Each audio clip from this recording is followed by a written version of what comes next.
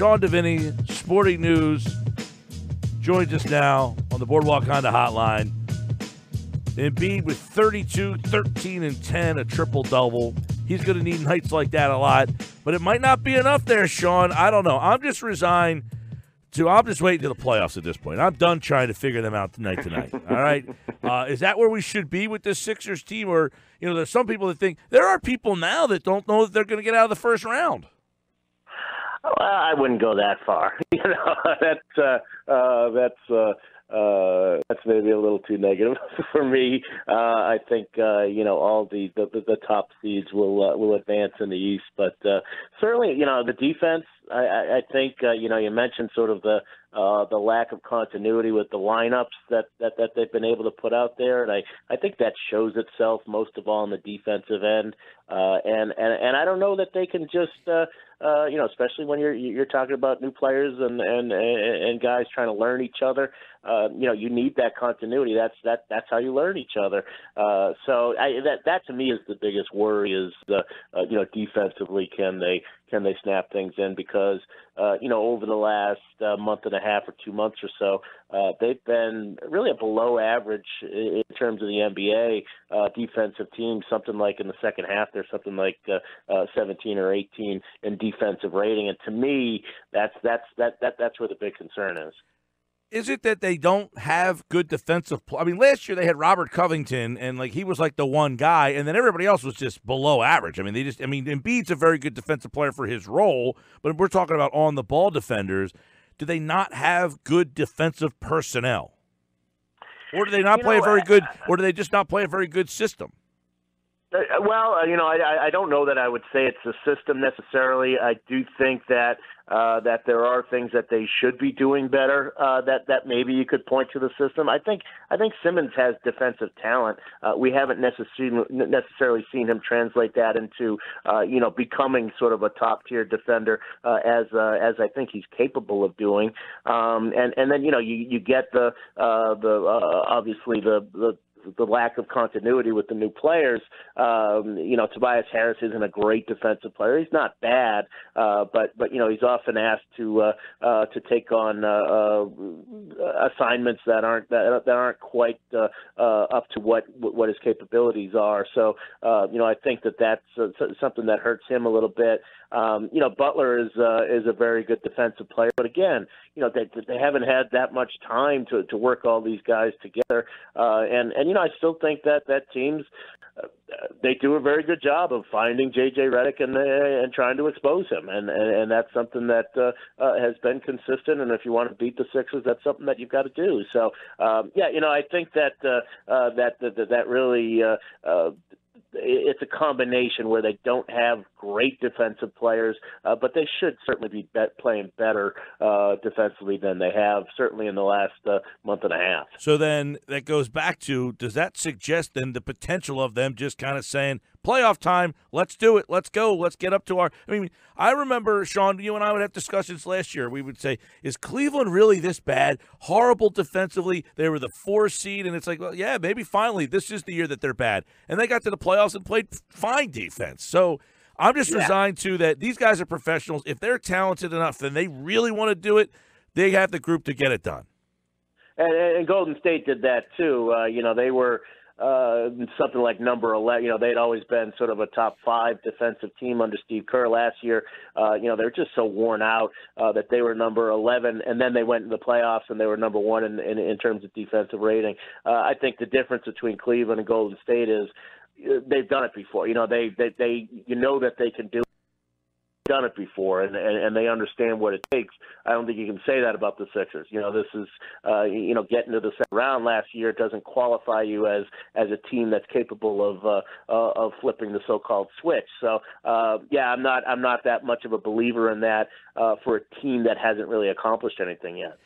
Sean Deveney, Sporting News, you had a chance to talk to Steve Kerr about their team's defense, and I'm interested to kind of pick your brain on what he had to say about why their team doesn't seem to be playing the same defense. Is it this whole, the Sixers were they looked like they were locked into the 3rd seed. Now that's a little hazy right now, but this 82-game malaise that these teams that have bigger goals, it looks like that is an issue. What did Kerr tell you about his team's defense? Yeah, he talked a lot about about sort of historically how that happens. Where teams, he pointed to the Lakers at the beginning of the 2000s. When they won 3 in a row, as they went on, their defense got a little worse and a little worse in the regular season because you just get fatigued, and it's just hard to be crisp on all your rotations and to get those guys to challenge at the 3-point line at the level you'd like them to, because if you're playing Orlando in late January and you have already won a championship and you expect to play for a championship this year, it's a little tough to get up to those games, Yeah. So that's why I say, for a team that is dealing with fatigue and dealing with some level of boredom, and I give Steve Kerr a lot of credit that he understands that about his team, and he's real careful about over criticizing them, overworking them. He went through it as a player himself. He won 3 in a row with Chicago, so that gives him sort of a different perspective on that. There's probably nothing that would happen that would put Steve Kerr in trouble. Is there anything that would happen in your mind that Brett Brown could be in trouble? Yeah, I mean, certainly if they go out in the first round, I think that that ownership and management is going to have to say, okay, is this the right guy to get us to the next level? I don't think you can really doubt what Brett Brown has done to this point. To get the Sixers to this point. Obviously the hits he had to take and the difficulty he had to go through to sort of withstand those first few years of the process. I think he was the right guy for that. That he did have the patience, he did have the vision, he did help them create the culture that you're seeing kind of come to fruition now. But is he the guy strategically? Is he the guy motivationally who can take this team to the next? I think this is going to be a critical season for that. If they don't at least get certainly to the second round, I think even in the conference finals, then I think he goes into next year, with a short leash, with the notion that he's going to have to really take this team to another level, or else they're going to start looking for somebody else. But I don't think that'll happen until next year. The only way that would happen to me is if they do in fact lose in that first round. Big night in the association. We'll get to in a minute. Sean Deveney, NBA writer from the Sporting News, here on the Boardwalk Honda Hotline. Somebody texted in one of the listeners and asked, hey, did you ever think that the Sixers might rather be the 4 seed? And I was like, who do they match up better with, Toronto or Milwaukee? I'm not trying to validate or justify teams losing for seeding purposes, but it just kind of was interesting. Like, me personally, Sean, I think I'd rather play Milwaukee in the second round rather than Toronto, just based on matchups. Plus, that game was fun last night. But do you think Philly has a better road through Toronto or Milwaukee?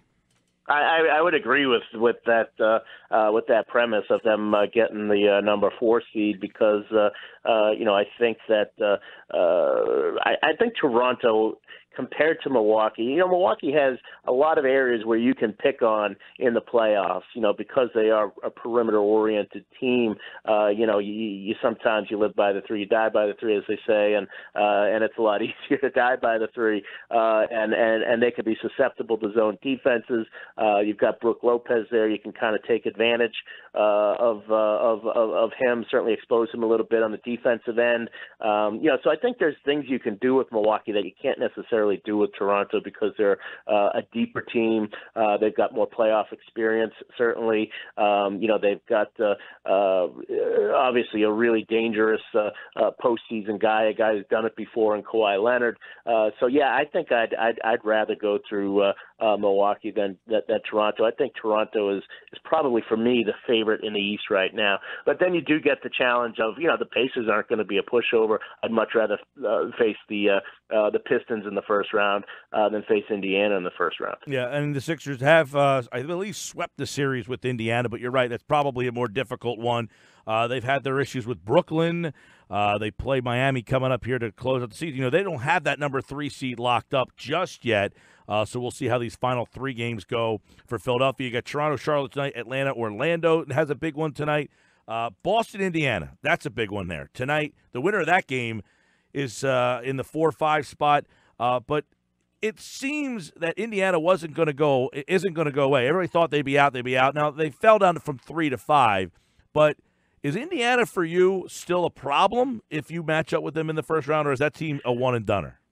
They're a problem in the sense that, you're looking at least a 6-game series. I think they can win a couple games against whoever they play, as opposed to, if you're getting Detroit or certainly Orlando. Brooklyn's been a pretty tough team, but they've had a real rough last month or so. So, I think when you compare them to playing one of those other teams, there's such a huge advantage there. But Indiana, yeah, I mean they've really been impressive. I think Nate McMillan deserves a lot of credit for what he's done in terms of taking a team that really could have just folded its cards and keeping them from finding ways to get them to keep winning. And they've had other injuries too besides Oladipo, and they've still been able to kind of keeps a place among those top teams in the Eastern Conference. Crazy. So this is obviously huge for them. They could tie up the season series with the Celtics, and if they could have home court advantage, and given the chemistry problems that Boston has had, that's a tough series for the Celtics right there. You certainly, if you're Boston, you at least want that home court advantage heading into a team that is just is going to give you a run no matter what, and really has been doing that all year. Sean Deveney's Eastern Conference 6, 7, and 8 will be. I think Orlando hangs on. I mean, I think it pretty much is going to stay as is. I don't think Miami will be able to jump back into it. So I think you wind up seeing it kind of stay as it is. And like I said, Brooklyn's had such a tough end of the season. Miami's got to go on the road for 3 out of the last 4, and their one home game is against the Sixers. That's no cakewalk for them. So I just think that the way the teams have played, certainly, I'd have to say that Detroit, given what it's done in the second half, they haven't played that great in recent weeks, but they've been such a strong team in the second half. I think they kind of deserve that number 6 seed. Brooklyn 7, and Orlando, I can imagine hanging on for number 8 there. The race for 7 in the West is interesting because I guess Sean 7 thinks they have a shot against 2. Yeah, and I'm not sure how legitimate that is, but certainly it depends on the matchup.